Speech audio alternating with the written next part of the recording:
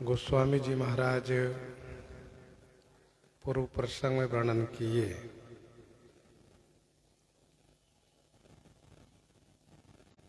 श्री किशोरी जो श्री राम जी के हाथ से धनुष टूटने के लिए अपना स्नेह लगाती हैं।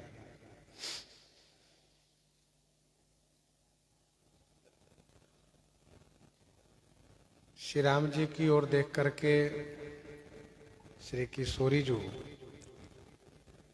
प्रेमपन करती हैं, प्रेम प्रतिज्ञा करती हैं। श्री रघुनाथ जी प्रेम को भली भांति जानते हैं, इसलिए वे सब जान जाते हैं। श्री किशोरी जी की ओर देख करके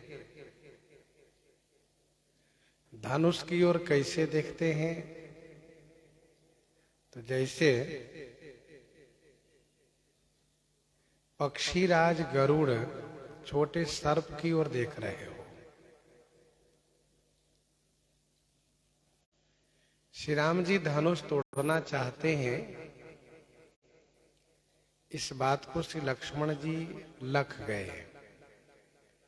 लखन लख्यो रघुवंश मणि, ताक्यो हर को दंड। पुलकी गात बोले बचन, चरण चापि ब्रह्मंड।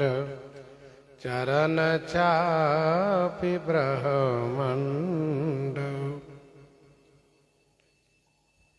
लखन लख्यो, श्री लक्ष्मण जी ने लखा, देखा, समझा कि रघुवंश मणि, रघुवंश भूषण श्री रामभद्र जो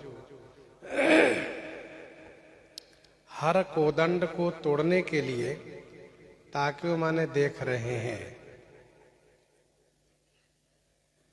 श्री राम जी धनुष तोड़ने के लिए धनुष की ओर देख रहे हैं, इसलिए श्री लक्ष्मण जी का शरीर रोमांचित हो उठा।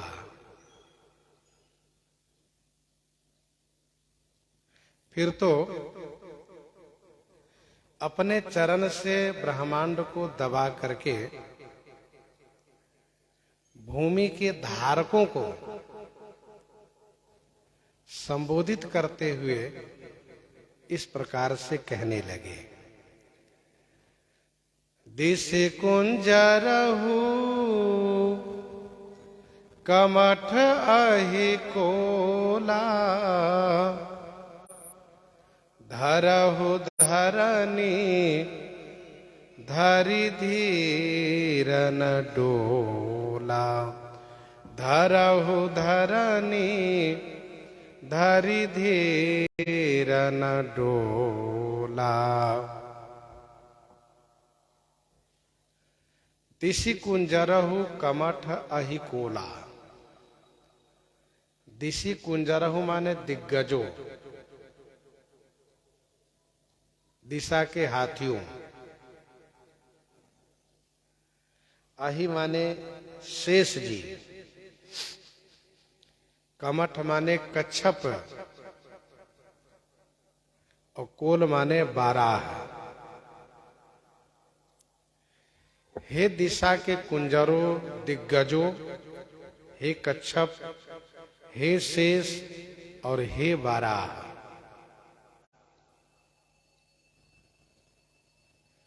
धीर धारी धारणी धारहु, धैर्य धारण करके मजबूती के साथ, धारणी माने भूमि को धारण कीजिए, जिससे यह भूमि डोल ना पावे। धारहु धारणी धारी धीर न डोला।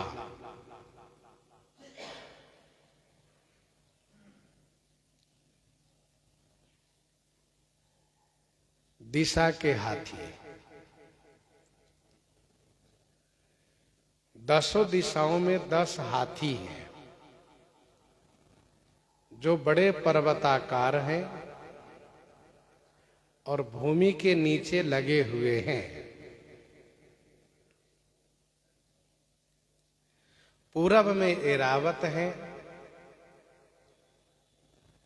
अग्नि कोण में पुंडरीक है, दक्षिण में वामन है, नैऋत्य कोण में कुमुद है, पश्चिम में अंजन है, वायव्य कोण में पुष्पदंत है, उत्तर में सार्वभौम है और ईशान कोण में सुप्रतीक है। ये 8 दिग्गज हैं। दिशा 10 हैं लेकिन दिग्गज 8 हैं। 4 दिशा और 4 कोण। तो चारों दिशाओं और चारों कोनों में भूमि के नीचे ये 8 दिग्गज लगे हुए रहते हैं, अर्थात पृथ्वी को थामे रहते हैं।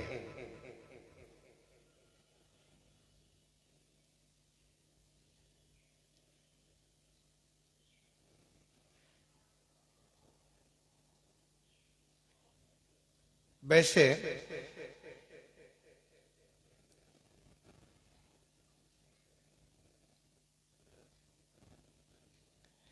12 सबसे नीचे हैं।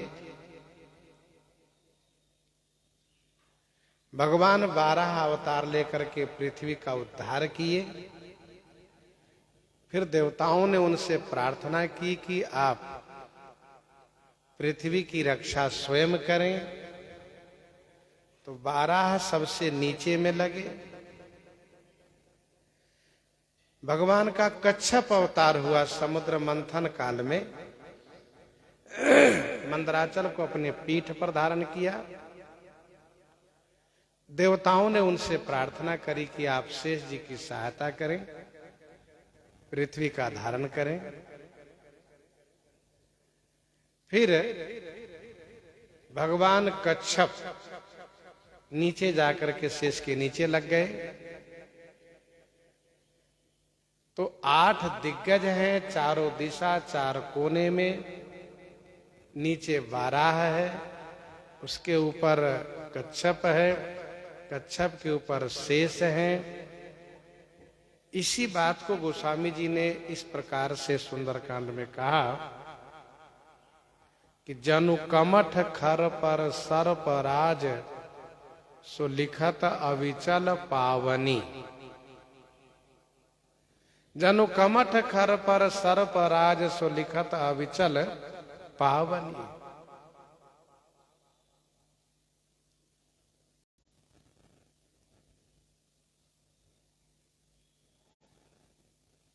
तो शेष जब भार नहीं सह पा रहे थे तो नीचे कच्छप के पीठ पर अपना मुख लगा करके दांत से जमा रहे थे अपने सिर को।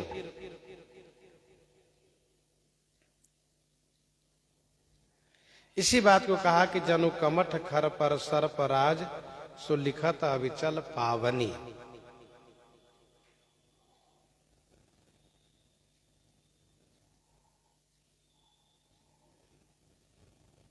श्री लक्ष्मण जी कहते हैं कि धाराहु धारानी, धारी धीर। धैर्य धारण करके फिर धरनी को धारण कीजिए, जिससे कि डगमगा न सके, हिल न सके।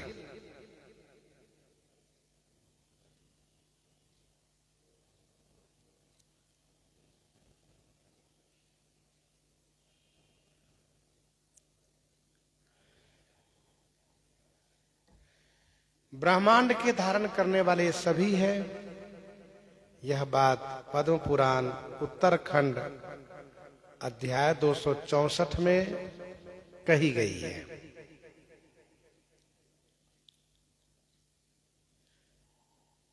श्री लक्ष्मण जी महाराज इस बात को जानते हैं कि धनुष टूटने के बाद कितनी भयावह आवाज होगी।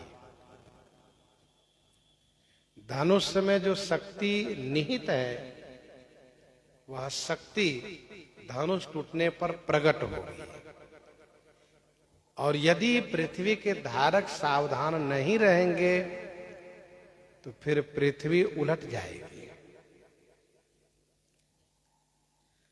श्री लक्ष्मण जी ने कहा, राम चाहि शंकर धनु तोरा, राम चाहि शंकर धनु तोरा, होहु सजग सुनी आयसु मोरा, होहु सजग सुनी आयसु मोरा। राम चाहि शंकर धनु तोरा, होहु सजग सुनी आयसु मोरा। श्री राम जी श्री शंकर जी के धनुष को तोड़ना चाहते हैं। मोरा आयसु सुनी सजग हो, मेरी आज्ञा सुन करके आप सब सजग हो जाइए।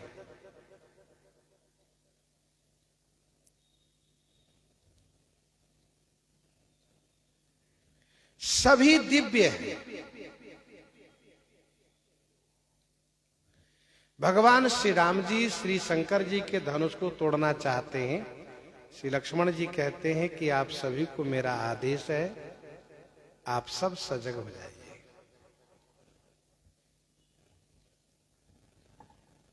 श्री लक्ष्मण जी क्या है?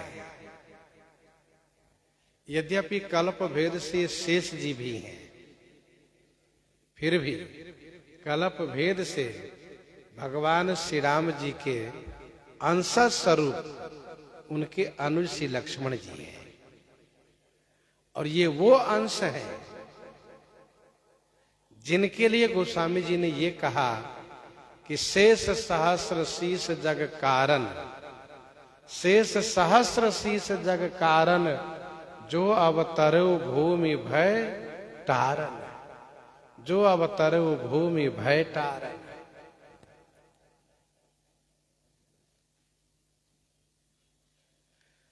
तो शेष सहस्र शीश और जगत दोनों के कारण है, यह गोस्वामी जी ने कहा।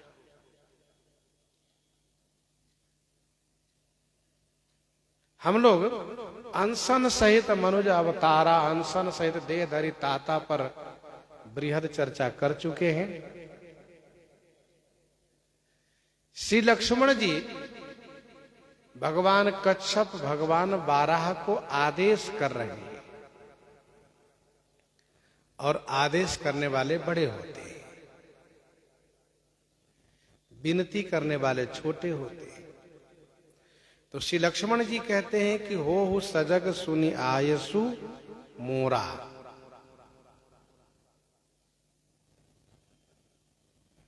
नामकरण के समय में गोस्वामी जी ने यह कहा कि लक्षण धाम राम प्रिय सकल जगत आधार, सकल जगत आधार, गुरु वशिष्ठ ते ही राखा लक्ष्मण नाम उदार।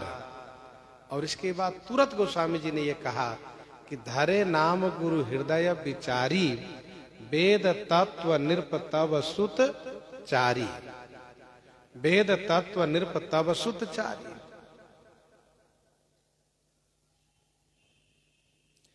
राम चाहि शंकर धनु तोरा, होहु सजग सुनी आयसु मोरा। मेरी आज्ञा है, इसे सुनकर के आप सब सजग हो जाइए। प्रश्न ये उठता है कि सब सजग तो नहीं हुए, सबने बात तो नहीं मानी, क्योंकि भूकंप तो आ ही गया। भरे भुवन घोर कठोर रव रवि बाजी तजी मार्ग चले चिक्कर ही दिग्गज डोल महियहि कोल कूरुम कलमले। सब कलबला गए, सब कुलबुला गए, सब परेशान हो गए।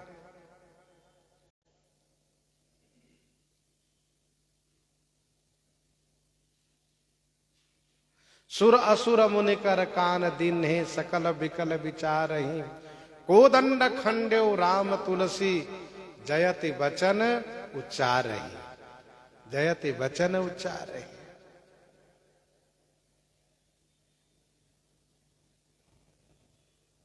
तो आज्ञा नहीं मानी यह प्रश्न है। इसका समाधान ये है कि ऐसा नहीं है कि सभी ने आज्ञा नहीं मानी, सभी ने इनके आदेश को पालन नहीं किए, ऐसा नहीं है। सभी आज्ञा पालन किए, सभी ने पृथ्वी को मजबूती से धारण की है। लेकिन धनुष टूटने की आवाज ही ऐसी थी कि उस आवाज से ब्रह्मांड में हलचल मच गया।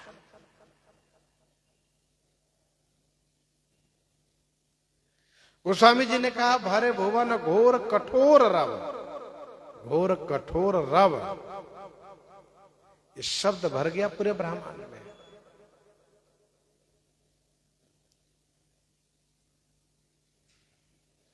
सूर्य भगवान अपना रास्ता बदल दिए, उनको क्षोभ हुआ।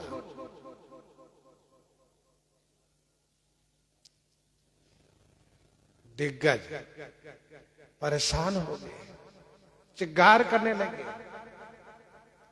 पृथ्वी डोलने लगी। भगवान बाराह, भगवान कच्छप कुलबुलाने लगे, ये क्या हो रहा है। अर्थात इतना भार महसूस हुआ कि सब परेशान हो गए।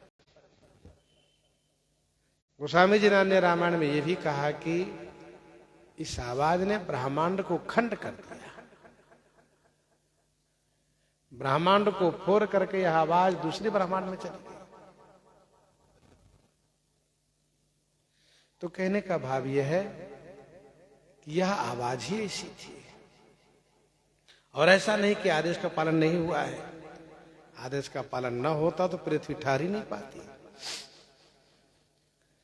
चाप समीप राम जब आए, चाप समीप राम जब आए, नर नारी न सुर सुकृत मनाए, नर नारी न सुर सुकृत मनाए,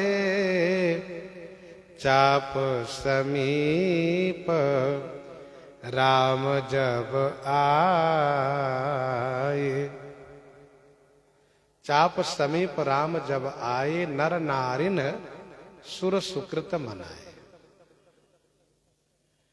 चाप के समीप धनुष के पास में जब श्री राम जी आए तो नर नारिन सुर सुकृत मनाए। जनकपुर के सभी नर नारियों ने, सुर माने देवता और सुकृत माने पुण्य को मनाए, माने स्मरण किए और स्मरण करके श्री राम जी के साथ लगाए।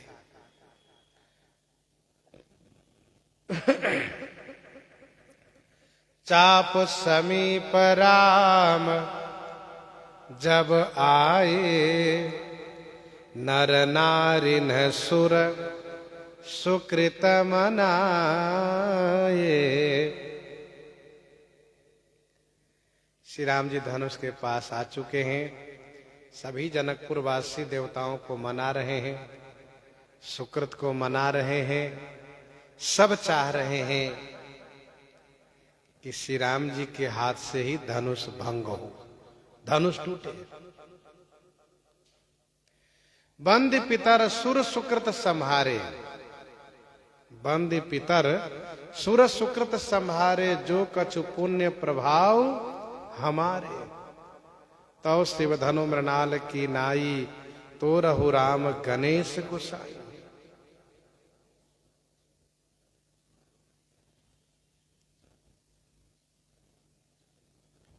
सभी लोग पुण्य को मना रहे हैं।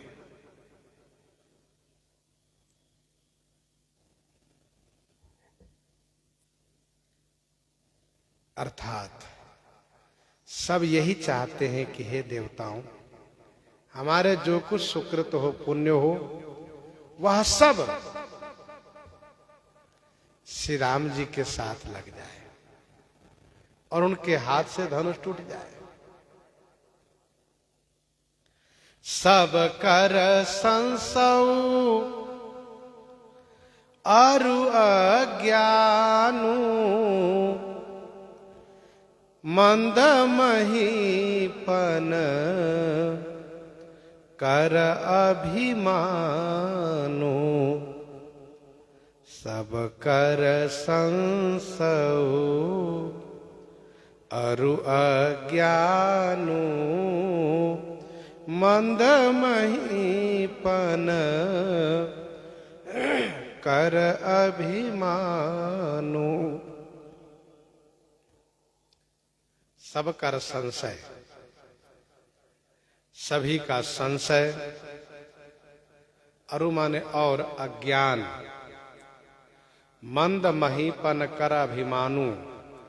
मंद माने नीच, महीपन माने राजाओं का अभिमान। सब कर संसौ अरु अज्ञानु, मंद महीपन कर अभिमानु।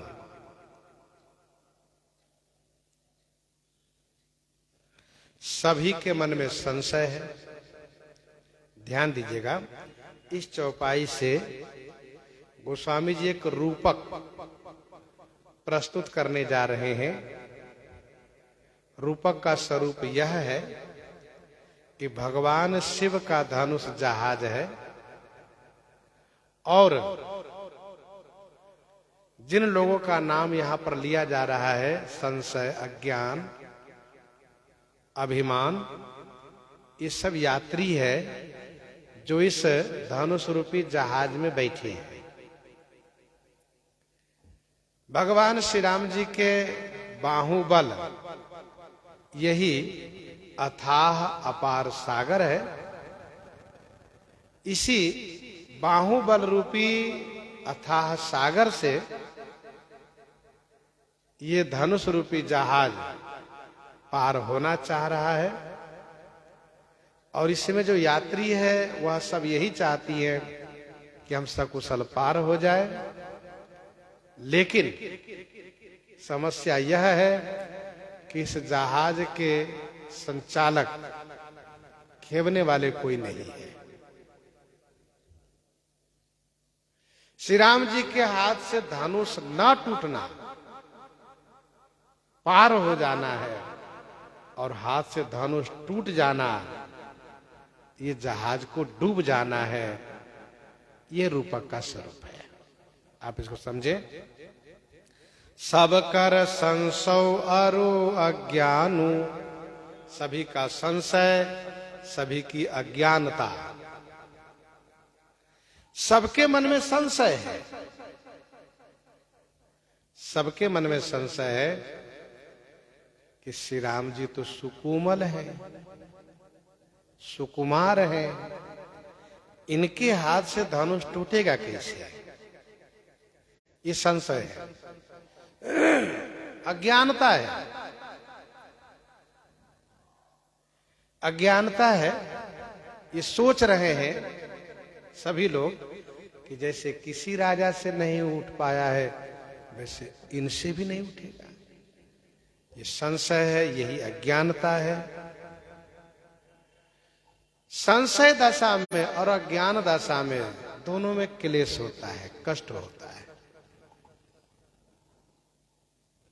जिनको भगवान के प्रति संशय होता है, भगवान में जिनको अज्ञान भाव है, जिनके हृदय में अज्ञानता है, उनको कष्ट होता है।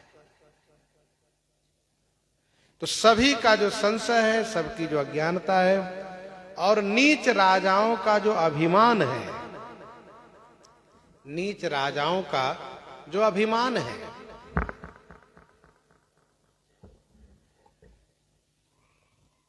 धनुष भले ही नहीं टूटा है, लेकिन राजाओं का अभिमान गया नहीं है। यद्यपि श्रीहत भय हारि ही राजा, श्रीहत भय हारि ही राजा, निज बैठे निज निज जाय समाजा, फिर भी अभिमान बना हुआ है। क्या सोच करके? यही कि जैसे हमसे नहीं टूटा वैसे उनसे भी नहीं टूटा, उनसे भी नहीं टूटा, उनसे भी नहीं टूटा। जब किसी से नहीं टूटा तो धनुष ही ऐसा है। हम कमजोर थोड़े ना है, हम बलहीन नहीं है, बल्कि धनुष ऐसा है। तो हम किसी से कम नहीं है, यह अभिमान बना हुआ है। श्री राम जी को धनुष के पास देखकर भी ये लोग मान रहे हैं। जब हम लोगों के बाहुबल से, जब हम लोग ऐसे मजबूत और लोक विख्यात पहलवान योद्धा वीर लोग हैं, जो हमारी भुजा का लोहा सबको ही मानते हैं, जब हम लोग नहीं उठा सके धनुष को, तो इस धनुष को भला ये कल का बालक क्या उठा पाएगा? अभी तो बालक ही है, इससे भला कैसे उठेगा? चले गए हैं। एक भाई बोल रहे थे गुस्से में, दूसरे भाई धनुष तोड़ने चले गए। इन लोगों से धनुष टूटेगा नहीं, ये खिलवाड़ है धनुष तोड़ना। बच्चों का खेल नहीं है, खिलवाड़ नहीं है, ये वीरों का काम है। और सब वीर हार चुके, बालक से क्या टूटेगा? तो ये मंद महीपन कर अभिमानु, भृगुपति केरी गर्व गरुआई, सुर मुनि बरन केरी कदराई। भृगुपति केरी गर्व गरुआई, सुर मुनि बरन केरी कदराई।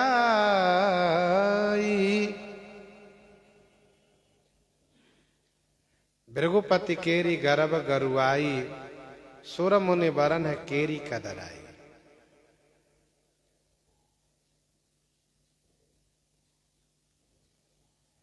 भृगुपति भगवान परशुराम जी की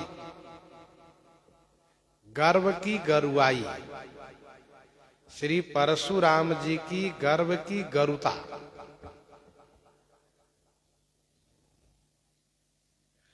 श्री परशुराम जी के गर्व की गरुता कहने का मतलब यह है कि उनकी ये गर्व की गरुता है।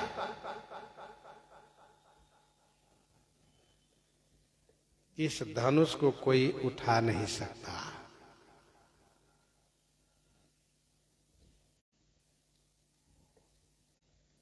तो भृगुपति केरी गर्व गरुआई, भृगुपति श्री परशुराम जी के गर्व की गरुता।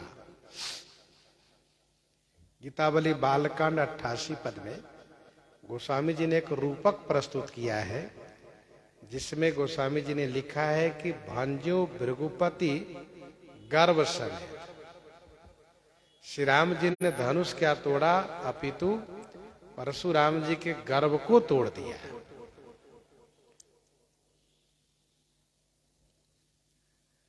तो श्री परशुराम जी में अहंकार की गरुता है। अहंकार की गरुता, गरुता माने भारीपना है। श्री परशुराम जी यह मानते हैं कि मेरे गुरु श्री शंकर जी का धनुष है, ये किसी से भी उठने वाला नहीं है, हिलने वाला नहीं है। सुर मुनि बरन है केरी कदराई, सुर मुनि वरण है केरी कदराई। सुर देवता और मुनि वरण माने मुनि श्रेष्ठों की, कदराई माने कायरता। देवता और मुनि श्रेष्ठ लोग भी यह सोच रहे हैं कि इनसे कैसे धनुष टूटेगा।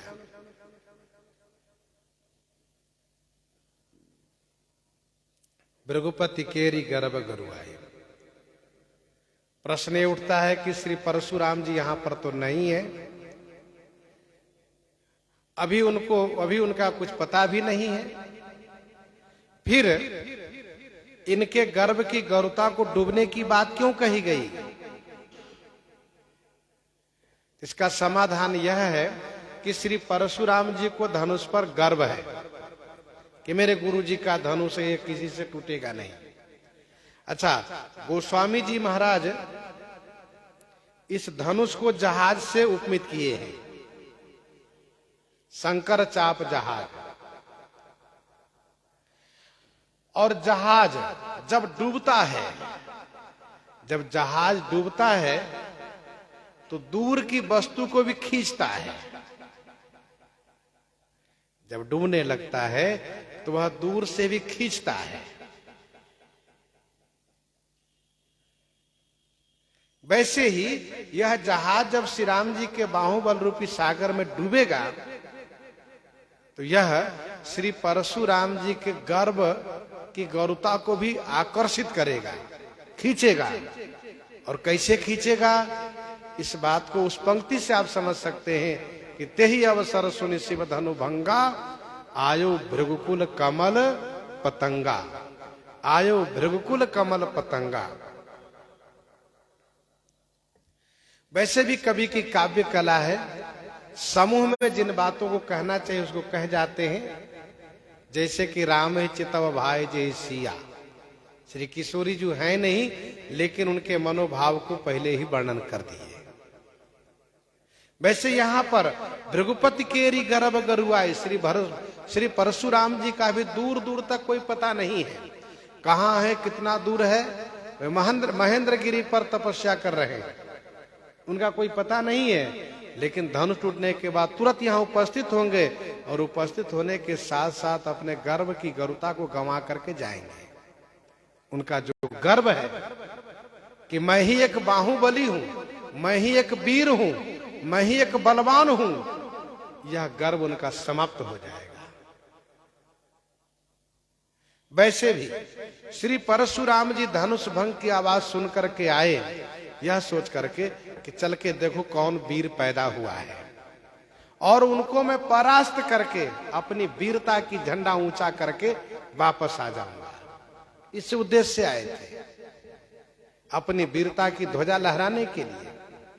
भले ही श्री परशुराम जी महाराज हिंसा से निवृत्त हो चुके हैं, अब किसी भी क्षत्रियों पर वार नहीं करते हैं, नहीं मारते हैं किसी को,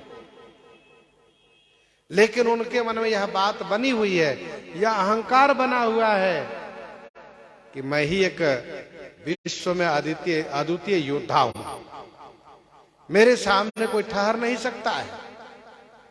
ये उनको अभिमान बना हुआ है। एक प्रसिद्ध लोकोक्ति है,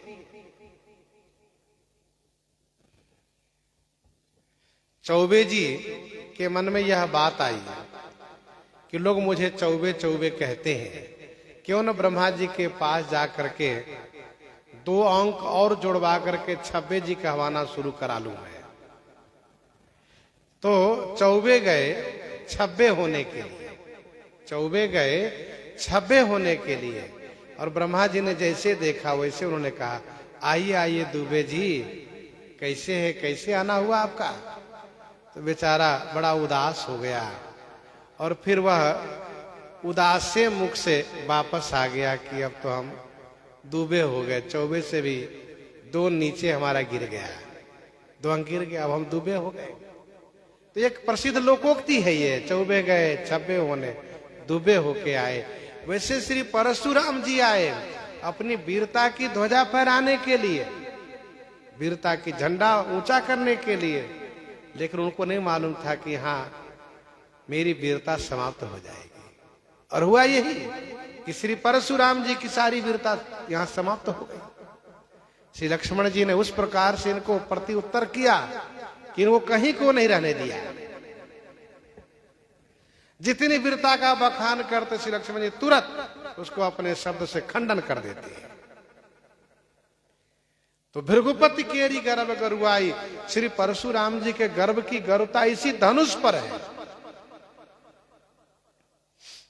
सुरमुनि वरन है केरी कदराई, देवता और मुनि श्रेष्ठों की कायरता। कायरता कैसी कायरता है? यही ये अभी तो सुकुमार है, इनसे धनुष कैसे उठेगा?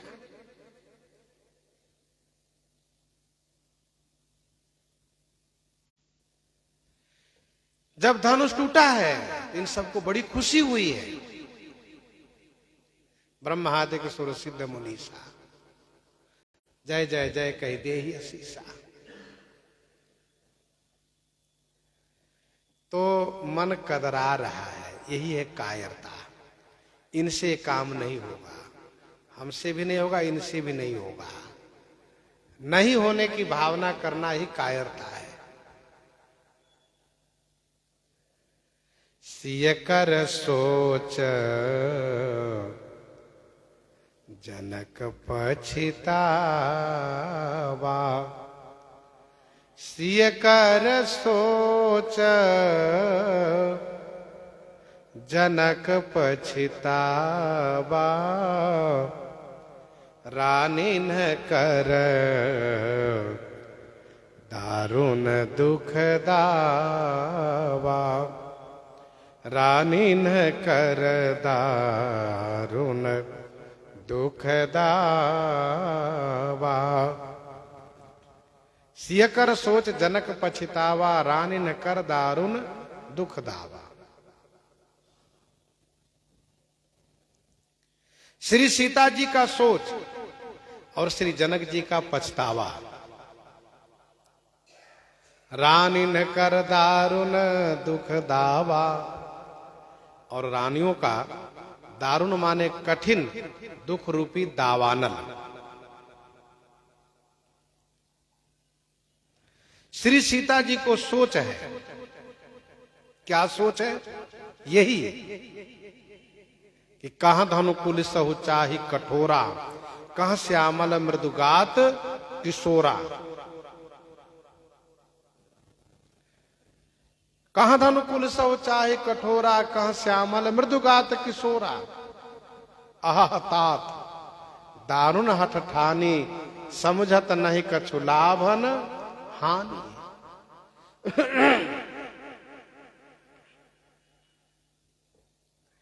श्री जनक जी को पछतावा है।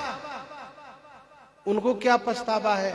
उनको इसी बात को लेकर के पछतावा है कि मैंने धनुष को प्रण में क्यों रखा। जो जनते बीनु भट भुवि भाई, जो जनते बीनु भट भुवि भाई, तपन करी हो तेऊ न हसाई, तपन करी हो तेऊ न हसाई। मुझे मालूम ही नहीं था कि यह भूमि वीरों से खाली है।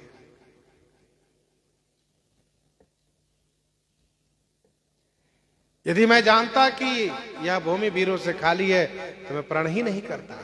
तो प्रण करने का पछतावा है। रानी ने कर दारुण दुख दावा, श्री सुनैना आदि रानियों को कठिन दुख रूपी दावानल है।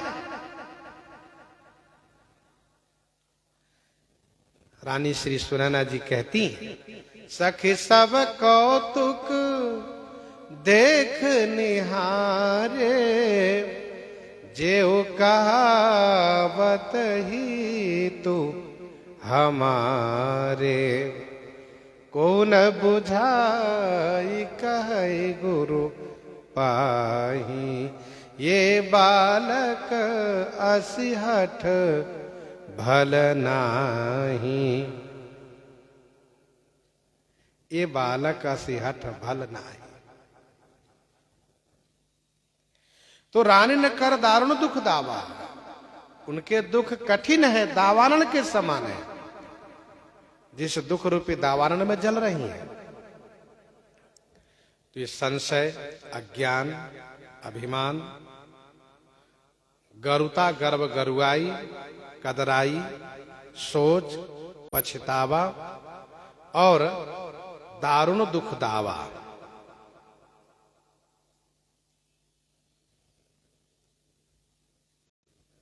ये सभी शंभु चाप बर, शंभु चाप बड़ बोहित पाई, चढ़े जाई सब संग बनाई, चढ़े जाई सब संग बनाई। शंभु चाप बड़ बोहित पाई, चढ़े जाई सब संग बनाई।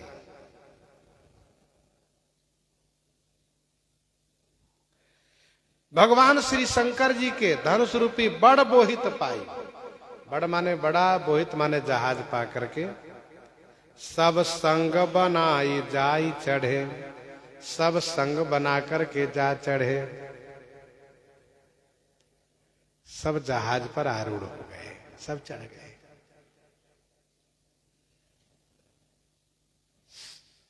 यदि कोई कहते हो जहाज का कोई रूप तो नहीं दिख रहा है, इसका उत्तर यह है कि यात्री का ही कौन रूप दिख रहा है, तो सब अरूप है। अच्छा, ये सब यात्री आए कहां से? कहा सब हृदय से निकल के आए हैं। संशय, अज्ञान, ये कहां से आए? हृदय से आए। अभिमान, गर्व, गरुआई और सुरमुनि वर्ण केरी कदराई, श्री सीता जी का सोच, श्री जनक जी का पछतावा, रानियों का कठिन दुख रूपी दावानन, ये सब कहां? हृदय में ही तो है। हृदय रूपी घर से निकल निकल करके सब आकर के भगवान भोलेनाथ के शंभु भोलेनाथ के धनुष रूपी जहाज पर बैठ गए, सब संग बना कर। और यूं कहिए कि सब मूर्ख है, इस जहाज पर बैठने वाले सब मूर्ख है। क्यों मूर्ख है? कहा इन लोगों को देखना चाहिए कि इस जहाज को चलाने वाला खेवैया कोई है भी या नहीं। इस बात पर इन लोगों ने ध्यान नहीं दिया। जैसे नदी किनारे कोई नौका खड़ी हो और ऐसे ही बाल बुद्धि वाले सब बैठ जाए और नौका लेके चल दे, अब उसको पता ही नहीं है कि नौका चलेगी कैसे। बैठ गए, अब नौका चल पड़ी। नौका कहाँ जाएगी, परिणाम क्या होगा, उन बाल बुद्धि वालों को कोई सोच ही नहीं, विचार ही नहीं है।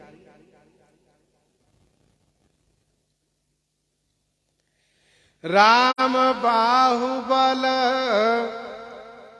सिंधु अपारू, चाहत पार नहीं को कड़हारू, चाहत पार नहीं को कड़हारू।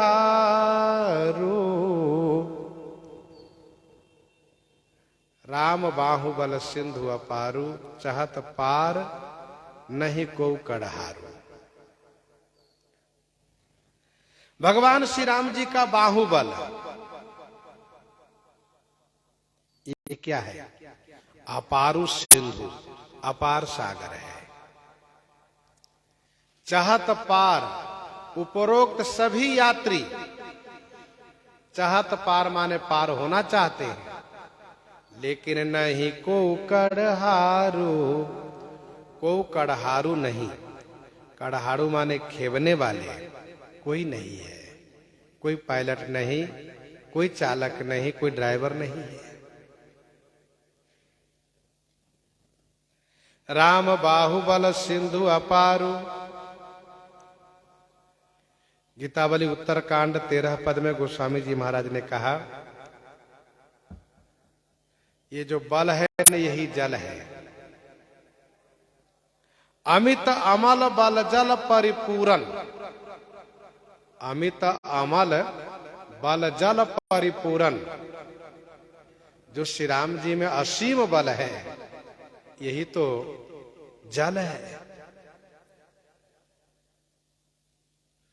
भगवान श्री राम जी के बाहु सागर है तो बल ही जल है।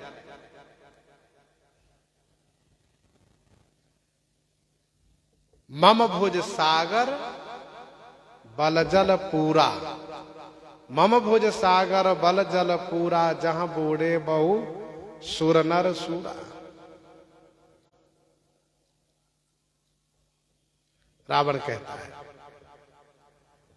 भगवान श्री राम जी के बाहुबल से कोई पार नहीं हो सकता। 60 चाहत रघुपति बल देखा। तो गोस्वामी जी ने कहा, जिम पिपील का सागर था, महामंद मति पावन चाह। सुरपति सुतधरि बायस वेशा, 60 चाहत रघुपति बल देखा। तो राम बाहुबल सिंधु अपारु, चाहत पार नहीं को कर हारू। राम बिलो के लोग सब, चित्र लिखे से देखी। चितई सीय कृपायतन, जानी विकल विषेखी। जानी विकल विषेखी। राम बिलो के लोग सब, चित्र लिखे से देखी।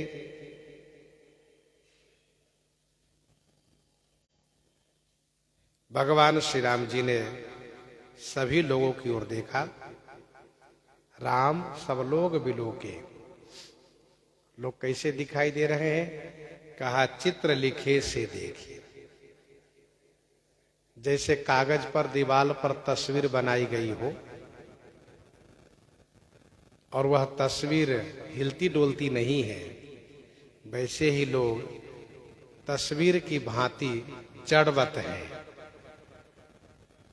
ना कोई कुछ बोल रहे हैं ना हिल रहे हैं। राम बिलो के लोग सब, चित्र लिखे से देखिए।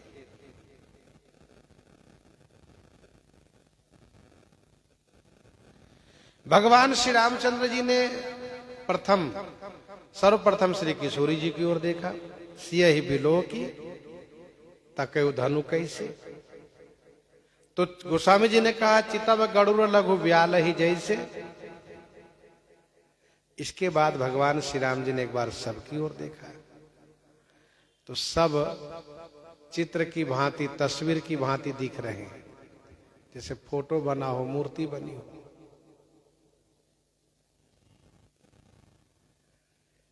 श्री रघुनाथ जी ने श्री किशोरी जी की ओर देखा फिर से। चितई सीय कृपायतन। जब कृपा के स्थान, कृपा के निकेतन, कृपा धाम भगवान श्री रामचंद्र जी ने श्री किशोरी जी की ओर देखा तो जानी विकल विषेखी। श्री राम जी ने जाना कि विशेष व्याकुल है। राम बिलो के लोग सब, चित्र लिखे से देखी। चितई सीय कृपायतन, जानी विकल विषेखी। ध्यान दीजिएगा। चाप समीप राम जब आए तो नर नारिन सुर सुकृत मनाए। अर्थात पूर्ववासियों ने अपना सुकृत लगाए, देवताओं को मना करके बंदी पितर सुर सुकृत सम्हारे, जो कछु पुण्य प्रभाव हमारे। सभी ने अपने सुकृत लगाए और किशोरी जी ने अपने स्नेह प्रेम लगाई। ठाकुर जी का यह स्वभाव है कि अन्य सभी सुकृत की अपेक्षा प्रेम से विशेष, प्रेम पर विशेष अनुग्रह करते हैं। यह उनका स्वभाव है। इस बात को भगवान भोलेनाथ कहते हैं कि उमा जोग जप दान तप नाना मख व्रत नेम। उमा जोग जप दान तप नाना मख व्रत नेम, राम कृपा नहीं करहि तसी जसि निस केवल प्रेम। राम कृपा नहीं करहि तसी जसि निस केवल प्रेम।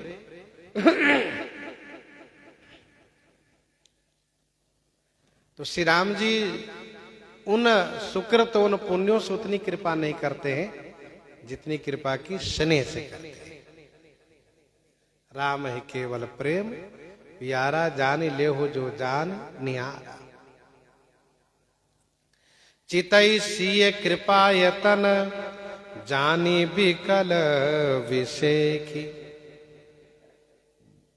सरकार ने किशोरी जी की ओर देखा और यह देखा कि विशेष व्याकुल हैं। तो मानो श्री रघुनाथ जी ने उनकी ओर देख करके उनको ढाढ़स बंधाया, धैर्य बंधाया कि अभी धनुष को तोड़ देता हूं। इस बीच में गोस्वामी जी श्री राम जी के मनोभाव को वर्णन करते हैं। मन में क्या सोच रहे हैं? देखी विपुल विकल वैदेही, निमिष बिहात कलप समते ही। निमिष बिहात कलप समते ही। देखिए विपुल विकल वैदेही, श्री विदेह नंदिनी जी को विपुल माने बहुत व्याकुल देखा। निमिष विहात कलप समते ही, उनका एक एक निमेष कलप के समान विहात माने जा रहा है, बीत रहा है। तेही निमिष कलप सम विहात, तेही मैंने उनका श्री किशोरी जी का एक एक निमेष एक एक कल्प के समान बीत रहा है। तो श्री रामभद्र जी विचार करने लगे कि एक लोटा पानी के बिना, एक गिलास पानी के बिना तड़प करके जो शरीर का परित्याग कर दे, फिर उसके लिए अमृत का तालाब किस काम का होगा? क्या मतलब रहेगा?